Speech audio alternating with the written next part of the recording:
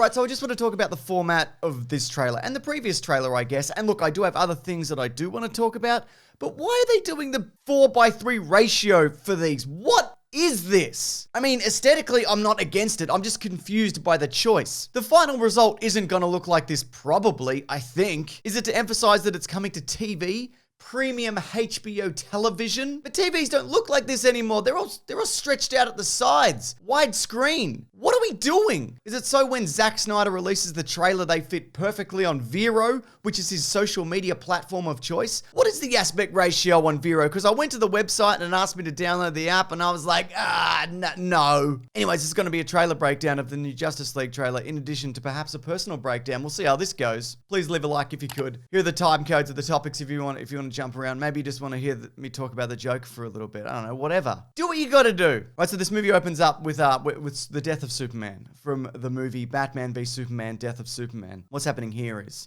as I'm sure you're aware, his death acted as a call-out to the universe, which activated the mother boxes, which gave Darkseid the go-ahead to invade Earth.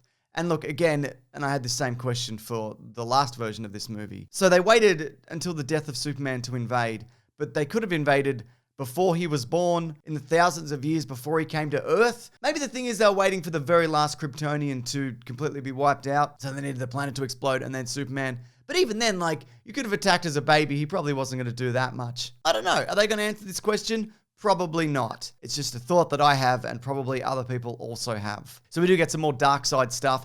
Interestingly, he's enormous. Like, Steppenwolf's like, what, 8 foot, 9 foot tall, and he's a lot bigger than that again. And this was revealed in one of the teaser trailers to this trailer. In the background, we get Darkseid, who we have previously seen. He's like Darkseid's like torturer, right-hand man kind of dude. But we also get Granny Goodness, who's also a terrible person that works for Darkseid. She also raised Big Barda and Mr. Miracle, who I think might be getting their own movie in The New Gods. So maybe she'll show up in that also. Anyways, I thought it was a neat little addition. I don't think she's going to do much in this movie, but yeah, there you go. Now, we're also going to be getting in this movie more of Steppenwolf killing a bunch of Amazons. You know, like we saw before, except apparently he's going to be hitting more people with axes. It seems like this time around, they try to like sink and destroy the mother box chamber, presumably so it kills him while he's in it. But you can't kill Steppenwolf like that. He's got a special new spiky armor. You've seen it. But speaking of Wonder Woman though, you probably remember the previous opening sequence. I'm assuming that you've seen Justice League at this point, right? I mean, I know it didn't do very well and it wasn't very good, but if you're watching this, you've probably seen it. So if you remember, the big reveal of Wonder Woman at the start is she saves a bunch of people from some terrorists or something. But in this version, maybe she doesn't because the bomb actually goes off. Last time she threw it into the air and it exploded, but I don't know. Maybe it's one of those situations where she's like, oh my God, I can't save them all.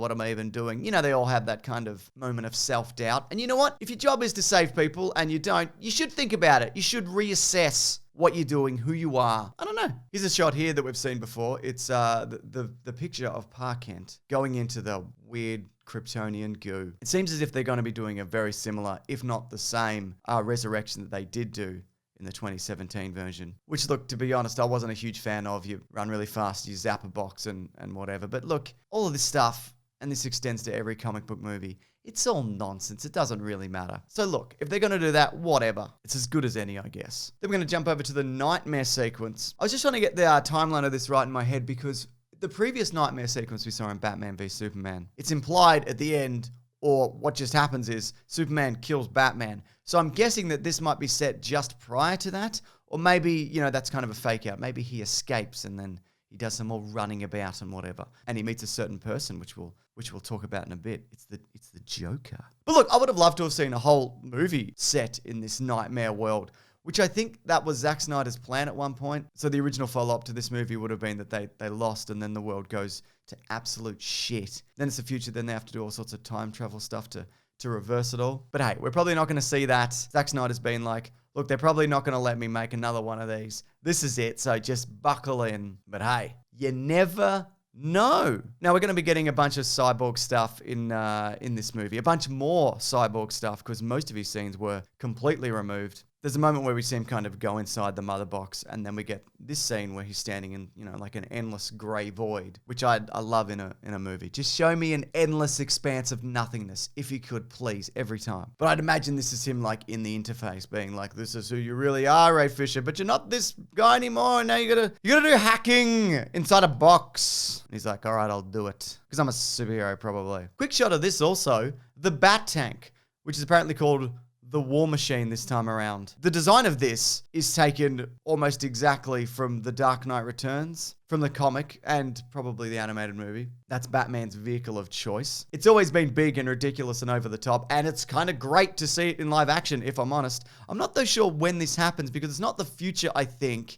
because he doesn't have his future trench coat on, and he's not wearing the suit with the goggles at the end. So I don't know when this fits, but there's also like destruction in the background, so maybe it is the future. I don't know. I thought for a second as well that they replaced the big crab, the big crab walking machine. Thank goodness though, we still get the big crab, because we do get a brief shot of the big crab later. Because if there's one thing I loved from Justice League 2017, it's the big crab. Hashtag Big crab. But the big crab, of course, appears in the sewer fight sequence, which it looks also like we're going to be getting more of. We actually see Wonder Woman fighting Steppenwolf, which I don't think we saw a lot of last time. There was like a brief tussle, I think. I think he just stood there and was like, "I don't approve of any of this superhero stuff. I'm going to be taking over the planet if you don't mind." And they were like, "Yeah, we'll shoot a missile at you." And he was like, nah, I'm going to blow up this tunnel and escape." What a movie, what a moment. Then, of course, we get the reveal of the birth of Superman. The rebirth of Superman is in his shiny new black suit. Doesn't have a mullet. I'm not going to harp on about it, but it just seems like in the comic, The Death and Return of Superman or whatever, he comes back with a mullet. But this time it's different, because in the comic, he was in like a regeneration chamber, so his hair was growing longer. Not the case here. He was in a box in the ground. His hair wouldn't have grown. Continuity-wise, it makes sense. I get it. I'm just not happy about it. But him taking off is, of course, the parallel of his first flight from Man of Steel. Which, sure, why not? That's a great sequence. I loved it. We also get some more Flash. I think we saw this in the last trailer, but they did actually film some more Flash stuff for this movie. And apparently it was done via Zoom, because Ezra Miller was in London and Zack Snyder was in wherever he lives. And, there's a global pandemic, so they couldn't meet and do more reshoots or whatever. But hey, they figured it out, so that's good. Presumably it's just going to be some like green screen stuff or whatever. Maybe it's him like standing in the background of some future situations, I'd imagine. Because, they're in the future. And Flash was in the future because he came back from the future in Batman Superman. Now, one person or alien that we don't see in this movie is Martian Manhunter. Now, according to the Minutemen podcast, they had a discussion with Zack Snyder about what's going on with him. Because, he's been on Earth for a while, and there's been a lot of things that have happened which he hasn't intervened in. He's a government agent or a police officer or whatever he's doing. And there's all sorts of weird goings on. Like the time that Zod nearly destroyed the world. And he was like, "No, I'm not interested, not going to help." But basically what he said in the podcast is that there wasn't really a significant enough threat for him to make an appearance. I feel like there was. But hey, that's just me. But the incoming war with Darkseid had him going, "All right, okay, I'll do something, all right?" Essentially, he couldn't let the world burn anymore, and he wanted to step forward and be like, "I'll get involved." This is also going to be a mocap character, did you know, this time around? I mean, how else would you do it, really? I guess makeup, but no, mocap sounds good. Why not? Now let's talk about the Joker. Now, this is one of the very few scenes that's actually new for this version of the movie. These are reshoots. There's about 4 minutes in total. And of course, we get the Jared Leto Joker saying the "we live in a society" line, which is obviously a very famous internet meme. I'm assuming that the inclusion of this is a self-aware edition. I mean, it would have to be, right? But it seems like the discussion between him and Batman, because of everything else that's gone on, their history, it's very much water under the bridge. Even though he killed a Robin and probably burned down Wayne Manor and all of those things. But yeah, he's here. He's minus his head tattoo. Good, I think. Because that was...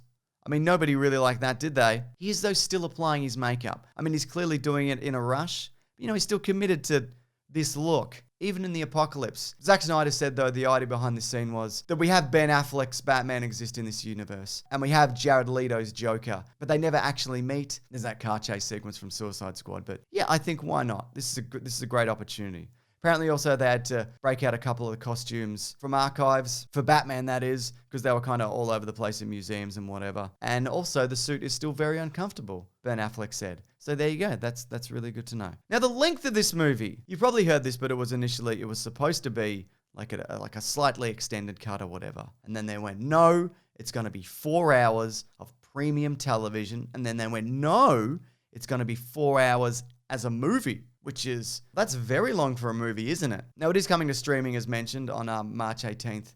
But also, depending where you are in the world, also cinemas. And if you are catching it in cinemas, there is going to be a 10-minute intermission. Or they'll probably even do this at home, so you can take a break, go to the toilet, refresh your snack bowl, which quite frankly is good for people like me. Frankly, I don't have the bladder capacity for a 4-hour movie at this point in my life. Endgame really pushed my limits, you know? And I do not want to go into the cinema stressed and dehydrated, so I do not miss anything. So I appreciate it. Genuinely. 10-minute interval, thank you. And of course, this movie has been rated R because of the excessive violence. Ooh, get ready for that violence. It's going to be a little bit extreme. Not for the kids. Keep them at home, even though you're watching it at home. Keep them in another room. I was going to say keep them in a cupboard, but don't do that. Put them in a separate room. Put them on an iPad or whatever, I don't know. Give them a bunch of puzzles and blocks or whatever you give kids. Keep them occupied so you can watch your 4-hour Justice League cut that's R-rated. That's also going to have one swear word. Batman's going to say the F word. I really hope it's something like, God, it's so hot in this desert. I fucking hate this suit. What do you think? You're still excited for it? I don't know how this is going to turn out. But that being said, I will absolutely watch this day one. I will not be missing this. I want to know how different it is from the last one. I want to know the improvements that have been made. I want to see at least 4 or 5 just big grey voids and just some big grey people. You know what I mean? That's what I want in my DC movies. And I know this has been a bit tongue-in-cheek, and I know people are very excited for this. I'm not trying to make fun of this. I'm really not. Well, I am a little bit. But I genuinely hope it's great. I really do. Because who wants to watch a bad thing? I mean, me sometimes, because we do a series called Caravan of Garbage. Oh, speaking of, we're working our way through the Christopher Reeve Superman movies. It's happening right now. And they actually go up early on bigsandwich.co, where we also do bonus podcasts, including one on clickbait, including one called Time Capsule, where we pick particular years in pop culture and kind of go through and see what's going on in that year. We also do a comic book club. In March, we're going to be doing Death of Superman, the comic. To tie into this, I guess. It's going to be there. We also do movie commentaries. We've done a movie commentary on the original Justice League. And there's so many others there. I think we've done all the DC movies, I think, maybe. But of course, we also have a podcast called The Weekly Planet, where we talk movies and comics and TV shows that comes out every Monday. This week's episode, we go through all the weird and wonderful members of the Justice League that we haven't seen in live action yet. Just a thorough breakdown. Maybe you'll really enjoy it. I mean, you might. I don't know. It's linked below if you do want to check it out. But thanks for watching this video. I really appreciate it. Thanks to Matt for editing it. Huge turnaround on this one. Real quick. Appreciate it, Matt. And I'll see you on another video. Or you'll never come back here. Which I understand. That's okay. Goodbye.